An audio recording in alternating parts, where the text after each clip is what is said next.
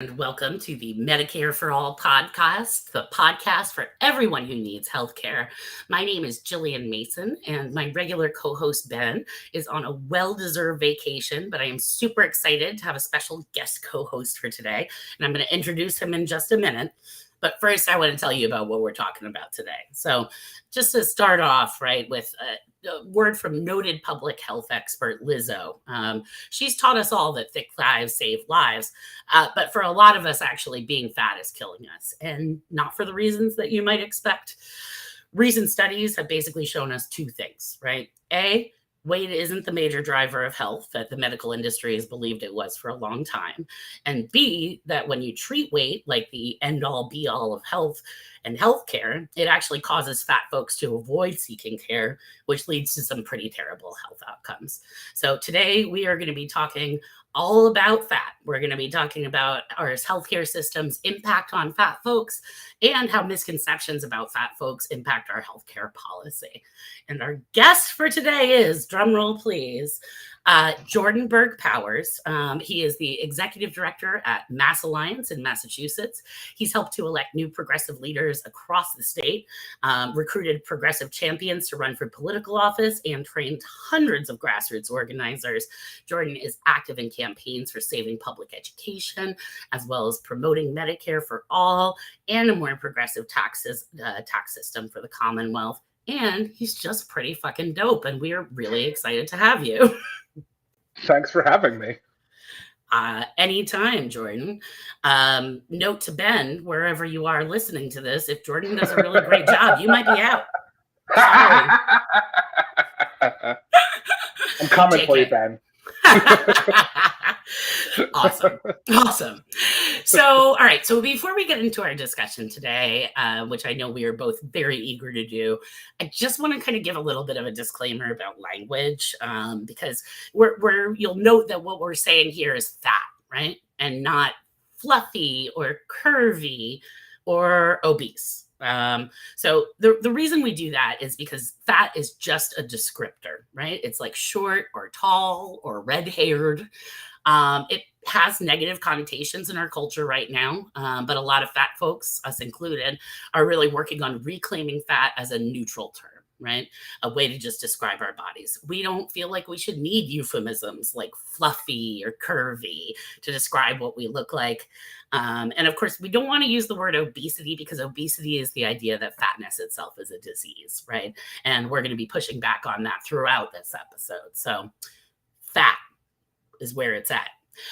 Okay, Jordan, I want to start with the elephant in the room, and I want to say that the first person who makes an elephant joke in the comments gets doxxed. So we're a couple of fat people talking about fat healthcare. So I thought we would maybe get started just by talking a little bit about how our lived experience has really shaped our views on this subject. And of course, I want to start out with you. Yeah, thank you again so much for having me. I just want to say it's a real honor to be here on such an important conversation. I think that the first thing I always tell people about who I am is that I have been this size since about 13. And I think people are struck, I was 5'10". I grew 2 more inches from 13 to 20. And I was 300 pounds. And I didn't do anything weird. In fact, my parents were obsessed with my weight from basically when I was small. We had everything from Wow chips to non-fat cheese, which if you have to eat non-fat cheese on a regular basis, I'm sorry for you. We had, I went to Weight Watchers for the first time when I was 8 years old. And so I have had, there's never been a moment in my life where I'm not aware of my size the same way that I'm not, I've been aware that I'm Black, right? It is a constant part of the way society sees you, treats you, interacts with you, and the way people, the way people think about your intellect, which is just so strange, but it is. They think about your intellect that way. They think about your cleanliness, your ability to work, and your ability to be an athlete, which is the other piece to being a big person. I've always been. I've also always, I was always a 3-star athlete. I had award after award. I was the best basketball player. I was one of the best baseball players. I was one of the best football players. I was an award-winning football player. I was athletic, I was fast. I was faster than people half my size. I was always quick. I had a lot of athletics, but people have a hard time believing that, seeing that, understanding that as a part. People would, in my old places, when I would have trophies up from some of my athletic prowess, and they would ask, "Who's those R's?" I'm like, "They're mine." Whose are they? I What did skinny person those. lives with you?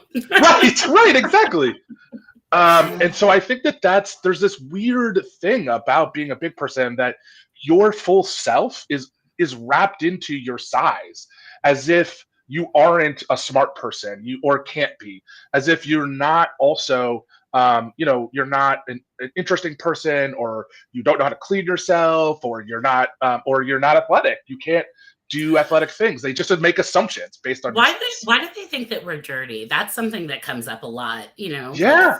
fat and smelly seem to be Well, adjectives that go together. it comes from the media. The media, like every single thing, every single movie or buddy cop show or some sort of thing has a fat person who's like a magic Negro. They sort of help the real protagonist, the real humans, get along in their story. They're a little funny, and they always smell, right? They always are uncleanly. They're not. They can't have straight lines. They can't have clothes that fit them. So we look down on them. So it's culture. We really under appreciate like we really don't appreciate how much culture drives our understanding of the world. We think, oh, we're smart people, we're immune to it, but we are not immune to it. We sit and swim in this culture, and culture is created by art, and it's Hmm. created and it's sold to us, and that is a part of the thing they sell, and it is weird, right? It's weird. Totally weird. No, it's totally I know weird. I mean, plenty of smelly, skinny people. To be clear, there's no correlation between uh-huh. size and whether or not they smell. That's a true statement in the world. You were like, I love it because you were like the poster child for like the fact that, fat people are not necessarily lazy. I am actually the poster child for the fact that fat people can be lazy. And you know what? Fuck Right? Yeah, that. right. I People are mean, people. regardless, though, like you, I have always been big, and once I graduated college, I gained quite a bit of weight and crossed over into the threshold where people no longer call me chubby; they call me fat. Oh yes, I Um, remember that. yeah. And so I've been living as a fat person for quite a while as well. And I really it started to really, really get to me how it was affecting my healthcare. That was the thing that really, really got to me. Because I can deal with people not thinking I'm attractive. I can even deal with a certain amount of fat shaming. But the fact is that I would like to be treated as a human being when I go to the doctor. And I Yes. realized that just wasn't happening, and in a couple of different ways, right? Like the first way, and I know we talked about this before, is that the first thing any doctor will say to you, what were you saying that you could predict the first thing that any doctor will say to you? Yeah. Have you thought about losing some weight? Never crossed my mind. You're the first one here to say that to me. Thank That you is for a saying that. fascinating idea. Yeah, thanks for introducing that. Nothing in our culture says that. So, I mean, I think there's that. There's most doctors will refuse to treat me before they've seen a diabetes test. I've Oh yeah, never had bad blood sugar in my life. me either. I've got better cholesterol than my very skinny partner. And, Yep. but at the same time, they will literally refuse to do any other diagnostic work until they've gotten that test result. Yes. And then the final thing is that this crazy thing happened to me that I am just like, still, my mind is blown by the fact that this happened and that I accepted it. But I got an IUD at one point, and from the start, it was painful. I was bleeding all the time. It was terrible, right? It was just a really bad experience. And I started going to the doctor for it about 6 months after after they installed it. And they just kept telling me to lose weight, right? You're too fat and you're too stressed. And I was like, well, I mean, Always going to be okay. bad. Right. So basically for years though, I kept on going back with this same problem. I was in so much pain and I was bleeding, and it took about 8 years for them to finally do an ultrasound that confirmed that the IUD had actually been inserted incorrectly.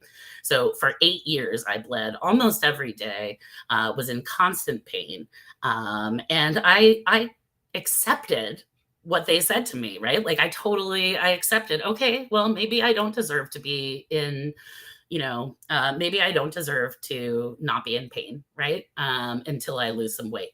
And that's just super fucked up in so many ways. And it's one of the things that really drove my passion to get involved with healthcare. And I'm sure you've had some similar experiences.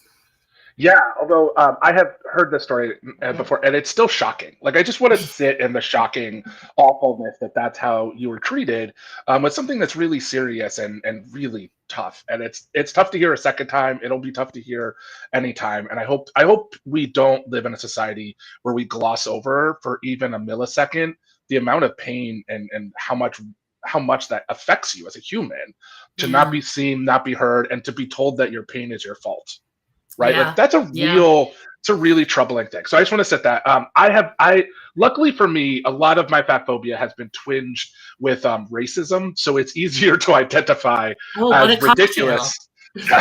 So um, an easy example of this is one. I had a doctor say to me at an annual exam that I could probably lose some weight if I stopped eating fried food, which was an allusion to the fact that I eat fried chicken. And anybody who knows me, I've been a vegetarian. I've been a vegetarian since I was 13. I've been vegetarian for 27 years, and I don't eat fried food really at all. And if he had spent 2 minutes talking to me, he would have found that if he asked me, and like, before making assumptions, just asked me what I ate, I could have easily told him any number of these things. Uh,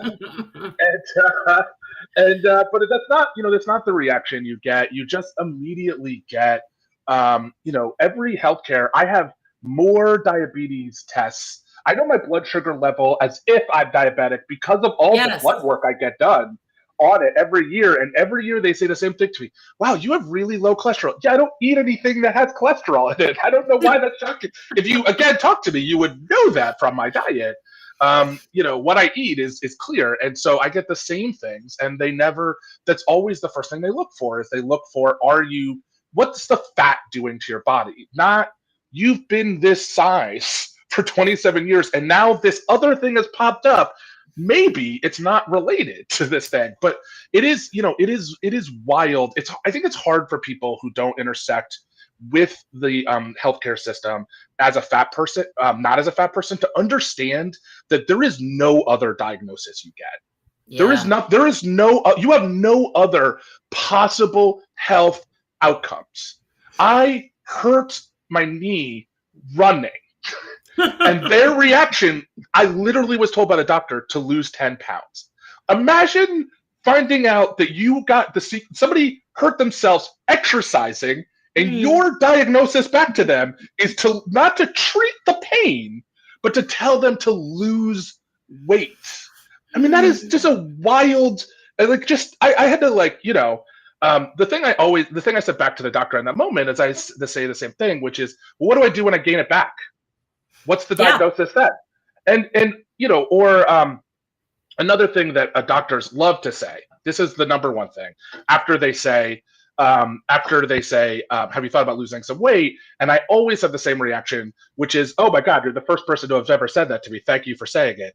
And Yeah. they look at me like, oh, like, yes, that's an obnoxious thing to say to a human, especially a fat person, because literally every food that goes in my body is an experiment and a social experiment and acceptance, right? Like, just Mm, putting mm. food in your mouth into your body as a fat person is its own sort of political cultural problem, because people make assumptions Oh immediately. yeah. Um, and so, as if that's not my reality, but you're the first to notice I'm big. Um, so whenever I say that, they always say, well, you'll have better outcomes if you'd lose some weight. And the thing I like to say to every single person is, I'd also have better outcomes if I were white. Should I change that? Should I be white? Also better health outcomes. Like, Yeah. it's just a Yeah. ridiculous. I have been fat almost as long as I've been black. Yeah. Yeah. Yeah. Maybe Yeah. treat this person. you know. I mean, it's funny because now that you got me thinking, right? Because like you'd also have better health outcomes if you were rich, right? Yeah. So why did Yeah. they never tell you to like make a few million bucks? Like I mean, right? I had black. That would be probably too far for them to stretch. You don't play basketball. How would you do that? It's a lot of it's yeah. So the way people imagine Yeah. this is fucked. Yeah. All right, so we've had some really bad experiences here, but the question is, Yes. why does this matter, right? A bunch of fatties Yeah. crying over their healthcare, right? Why should anyone give a shit? I mean, I think the important thing to note is that when it comes to healthcare, how the least of us is treated, it's end up being how everyone is treated. So every woman that I've been lucky enough to be in community with has the same story about the healthcare system. My pain wasn't believed. My thing wasn't believed. Black people don't go to the doctors because of the Mhm. racism we face when we see the doctors. So black men have bad outcomes. So the way in which our society doesn't treat people as people becomes replicated, and fat people are the last bastion of acceptable hatred.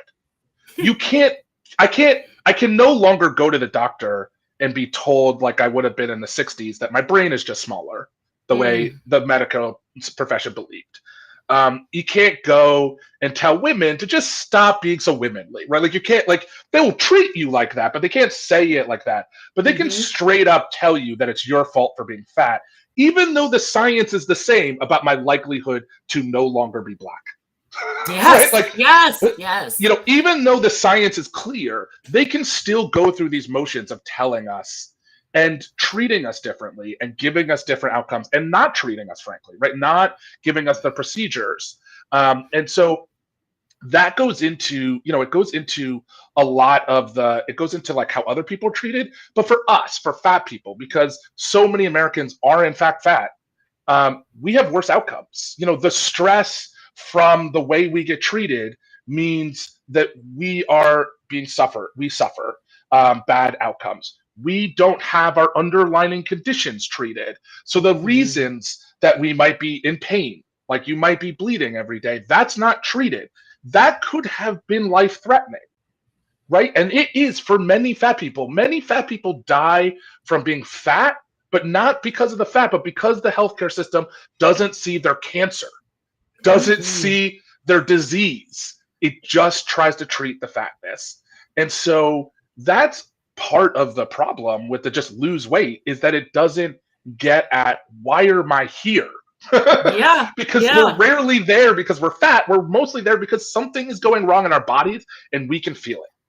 Yeah, no, absolutely. And I just want to circle back to something that you mentioned though, which is that like the statistics of you being less fat are like similar to the statistics of you being less black at any point in your life. I mean, Yep. this is something that study after study has shown, right? That we can see that it is actually not nearly as possible as people think to reduce your body size in any kind of sustainable or permanent way, right? Yeah, yeah. I mean, I think people, unless you go through some sort of surgery, and even then, that's fraught with all sorts of bad outcomes. Yeah. Most, in a recent study, something like 97% of all people who lose weight gain it back. Um, the success rate is so low, and the stat that really, I will say, really shocked me, I recently learned that half of all Americans are currently trying to lose weight. Half of all Americans are currently trying to lose weight. And if That makes if me you so sad. I just want to cry. if you think about, like, nothing else are we doing where people are trying something and it's not working, are they still like not, and after finding what else is going on, they're just like, well, you're failing, right? Like, there's a lot of smart people in that group. There's a lot of people who are motivated. There's a lot of things, right? And then nobody looks back at all of the mountain of evidence over and over and over again, which shows that there is that that people are the size that they are because that's where their bodies are leading them. And there might be things happening that you should look at, but you should treat it like that. You should think about what is happening to the person that's in front of you as a person? Mhm. Mhm. If they have pain, listen to what they're saying and treat that. Find out what's happening there. If Yeah. I'm if I come to you after saying I'm running and I hurt my knee, treat the knee pain. Don't tell me to lose weight. That's the thing you need to treat in that moment. Yeah, yeah, no, it's like, and that's really, I think, that it's important to clarify that that's what we're saying, Yeah. right? We're not saying that doctors shouldn't see, they should be weight blind. We're not saying they No. shouldn't see weight, right? We're saying that maybe that shouldn't be the first thing and the only thing that you try when you're actually seeing fat people. Frustrating, Genetics, frustrating. and this is, I think, highlights another thing because there's a TV show that celebrates this. Um, Dramatic weight loss and dramatic weight gains are signs of a lack of health. So if you Yes. are a size and you blow and you just get much bigger, that is something that you should talk to a doctor about. If you've been this way since you were 13 and you're broad shouldered and wide hipped, probably the way you are. If Yeah. you lose dramatic weight, even if you do it in the service of a bad TV show, that's bad for your health. That is Mm. bad outcome. That stresses your heart. It stresses your body out. It causes bad outcomes and likelihood to die sooner than if you hadn't lost that weight. And so And I think, you're, I mean, in addition to that, right, you're also like much more likely to develop disordered eating patterns that are going to keep you cycling your weight for the rest of your life. right, if you don't gain it back, which most of them do, Hmm. because our bodies, it's more complex than that, and it's not a quick fix. Yeah. So Yeah. much so that the CDC has recently said that the focus on calories in, calories out is actually damaging to people. And so science is saying loudly one thing, but our for-profit medical system and our diet industry and our other industries are telling us a different story. And Yeah. there's a reason for that incongruence. I mean, it's yeah. So let's get into that, right? Like, what are the reasons? So we know a lot of people, right, are going to hear this data and they're actually just going to refuse to believe it, right? Because it Yeah. flies completely in the face of everything that they've been taught from the time that they were, 8 years old and had to go to that first Weight Watchers meeting, which fucking breaks my heart. Mm-hmm. Um, eh, so here's the question, right? How did we get to the point, right, where so many of these misconceptions about weight and health have become so ingrained in our culture? And I think it has to start first with like talking a lot about how it's related to racism and classism. Yeah, I mean, I think it's important to remind people that the BMI, its origins start with slavery and start with the Mhm. way in which we look at black.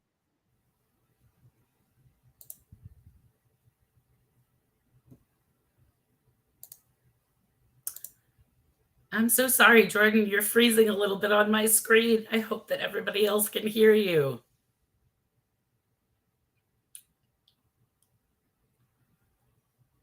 Hmm.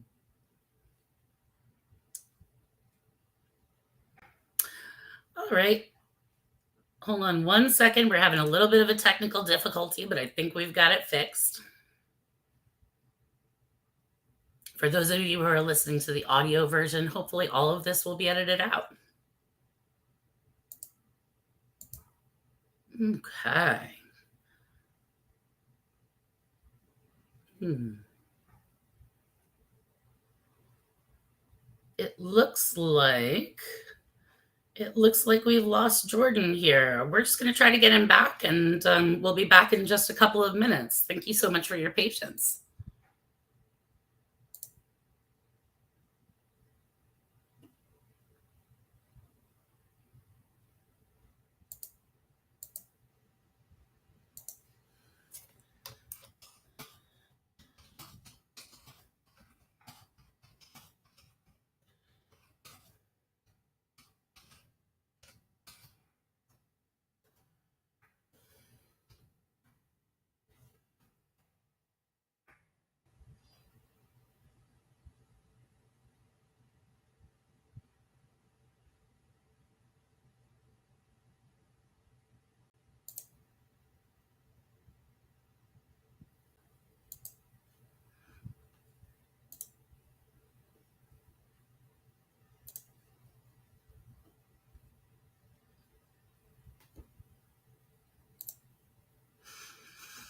All right, folks. So we're going to try to get Jordan back. I'm going to end the stream for now, and I'm going to pick it up once we have him back, and we'll do part 2 in just a little bit. So please hang on for more on our big fat American healthcare system.